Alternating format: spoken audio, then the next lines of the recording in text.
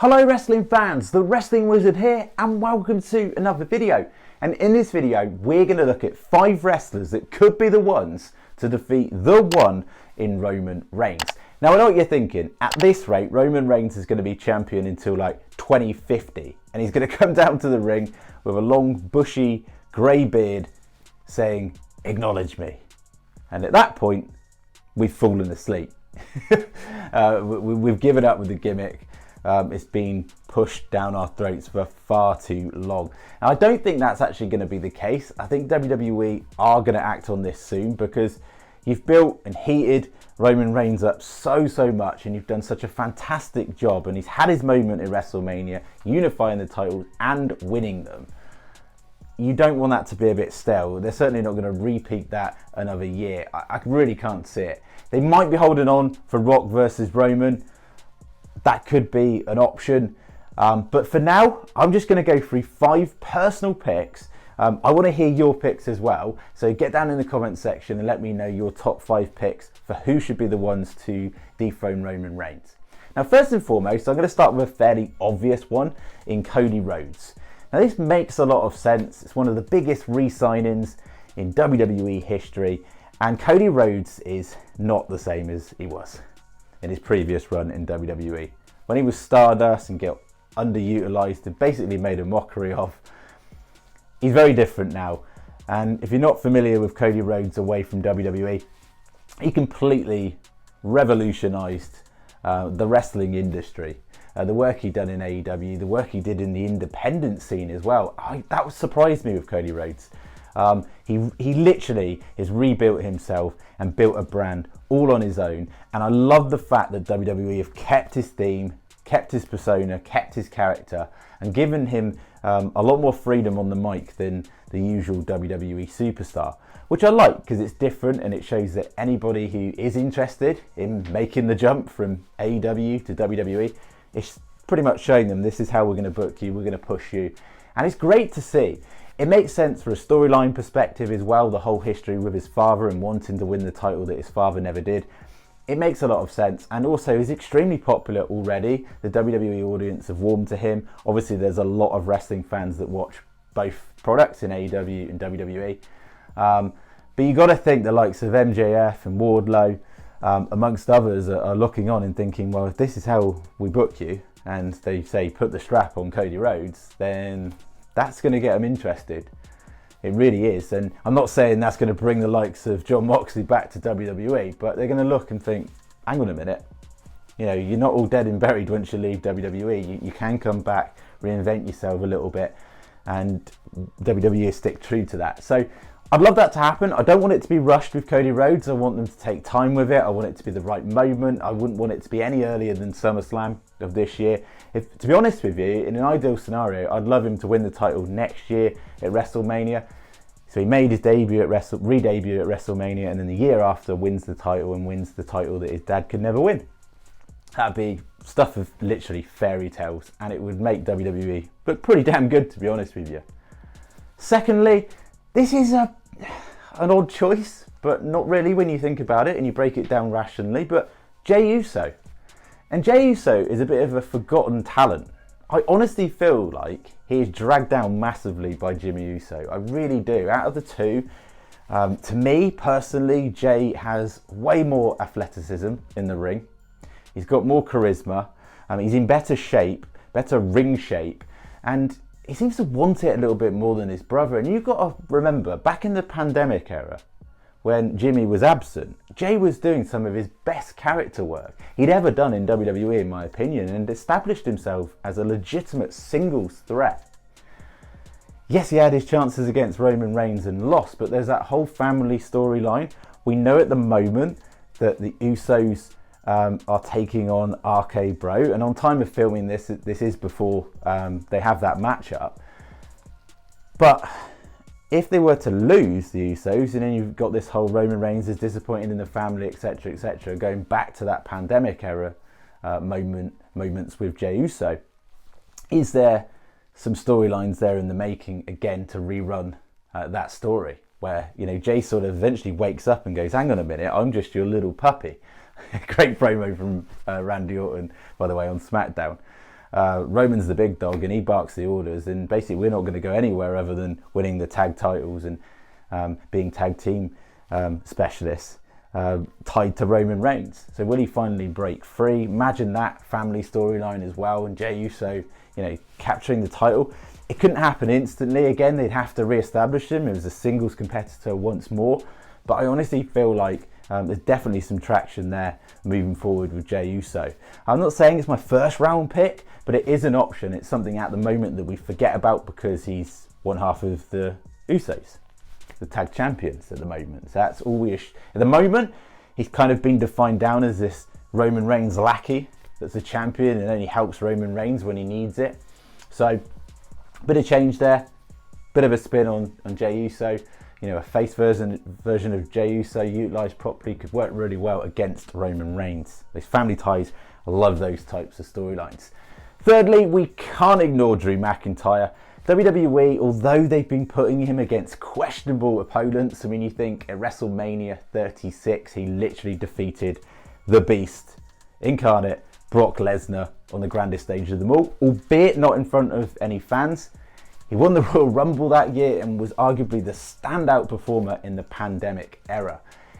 And then, yes, he fought Lashley the following year, but he lost, remember, at WrestleMania 37, and then took on Happy Corbin. So it's a bit of a fall for grace in that front, but he has been winning, he has been kept dominant and strong. WWE are definitely heating him up for a Roman Reigns rivalry at some point.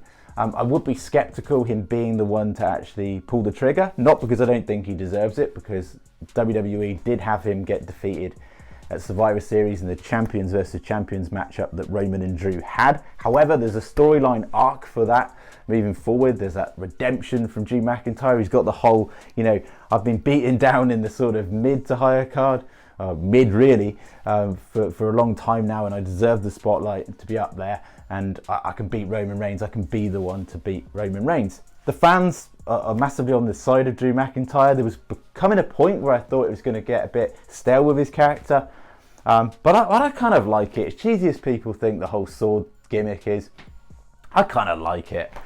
Yeah, you got to admit you loved it when he sliced the ropes at WrestleMania after the win against Happy Corbin. I'm all up for it, and I honestly feel like Drew McIntyre has got that star power, that charisma, and that carry. The place and time to do it, WWE is coming to the UK on September the 3rd, and I'm damn sure going to be there, 100% for sure. And imagine a Drew McIntyre versus Roman Reigns main event matchup at that premium event it's going to be as well. It's going to be a major event. We don't know what it is just yet, but we'll find out very, very soon. I'm on the early bird tickets for that, and imagine him winning in the UK, in his home nation. Now I know he's Scottish, but to win in Wales might be questionable. You'll know more about what we're talking about if you're from England, which I am. But I'd be all up for that, and imagine that. And the stadium in Cardiff is like 75,000 capacity, so it'd be absolutely amazing moment. Whether WWE do that remains to be seen. Fourthly, Randy Flaming Orton. Randy Orton has gone so under the radar for so long, and it's because RK Bro have been so popular and such a blessing. Like, I just love RK Bro. I think the chemistry between Randy Orton and Matt Riddle, this has definitely gone on longer than it was supposed to, but there's so much popularity. Merchandise sales are going through the roof, and I love the way this week on SmackDown that Randy Orton just like pulled rank on the Usos and just said, basically, do you know who the flipping heck I am? I'm Randy Orton. I've been breaking records for 20 years. One of the best promos I've seen Randy Orton do. He's so fired up. He's enjoying his wrestling again. He's enjoying his performance, and you can really see that. This is a different side of Randy Orton. In my opinion, when it comes to RK Bro, you don't have to go down the predictable breakup. Just have them go their separate ways, where Riddle just goes, yeah, this has been cool. Randy's like, I gotta go and do my thing in the main event title scene, and they go their separate ways. It doesn't have to be a nasty breakup. It really doesn't. They're two beloved superstars. The only way that works for a breakup for me is if we see a character change in Matt Riddle, and he's the one to turn on Randy Orton, turn heel, and that would be cool. It'd be different, unique, shocking, because it's a complete polar opposite of what we've seen from Riddle For Orton to turn, it'd be a bit predictable, but Orton needs to get back in that main event title scene at some point. A 14-time main event world champion. He can push John Cena and Ric Flair's record. He really can. And although WWE more than likely won't go with Orton to dethrone Reigns, just purely out of the age and veteran status he's got, Orton is 42, but he is in phenomenal shape, and I don't think it would really be a bad thing in the eyes of the WWE universe if Randy Orton defeated Roman Reigns as a face, Orton being the face and obviously Reigns being the heel. I really don't think they can go wrong with that. We kind of forget who the heck Randy Orton blooming well is. I mean, I was watching the 2019 Royal Rumble, you know, when that storyline where Orton was literally punting Vince McMahon's head in and taking on Triple H, and just how vicious and sadistic and vile that character was. You've got this like hybrid now of Randy Orton. He's lovable, he's got that legend status, but he's still sadistic and will turn to dark tactics to get his way. And they can find a cross bridge to use his popularity at the moment and accentuate that further. I'd love to see that. That would be awesome. Now the fifth pick, I know this is a bit daft, bit ridiculous really. T-shirt says it all. The Fiend Bray Wyatt returning to WWE and being the one to dethrone Roman Reigns. I honestly think this is the least likely, even if Bray Wyatt was to re-sign for WWE. It's very unlikely, but you think about the reaction from the fans. You know, you think about it. A strong build, storytelling at its best, creative genius coming in from Bray Wyatt. A twist with the Fiend gimmick. You've got that history between the two of them. After all, the last time the Fiend had the Universal title, Roman Reigns took it from him. Yes, he wasn't pinned. Braun Strowman ate the pin, we know that. But Roman Reigns attacked the Fiend at SummerSlam, said he was a freak in a mask, that he couldn't handle the responsibility. You know the dynamic with Bray Wyatt and what he does with his characters. You know he puts some sort of spin in to make that work. Those two just have chemistry together as well. Bray Wyatt and Roman Reigns have got a history together. It makes a lot of sense. Come back, get your revenge. I honestly think WWE are missing a huge trick with not re-signing Bray Wyatt. Whether that's his choice, we don't know yet. We want him to make the right decision for him, but to come back and be the one to dethrone Roman Reigns, wow, what a statement that would make within WWE as well. Rewrite all the wrongs that you created with the Fiend gimmick in the past and give that man a belt. It doesn't need to be long term. A character like the Fiend doesn't need the belt. To get some form of revenge on Roman Reigns would be good. I'd be happy with that. But I'm just wishing it would be like for the title. That would be the icing on the cake. It could be his full circle with SummerSlam. You can literally see that happen. It was the Fiend's debut at SummerSlam 2019. Roman Reigns come out and took out the Fiend Bray Wyatt at SummerSlam 2020. So there's the storyline base there set up. It would make for amazing character work and just like between the two of them as well. Roman Reigns is a different fish nowadays. Putting the two in a program would be absolutely fantastic.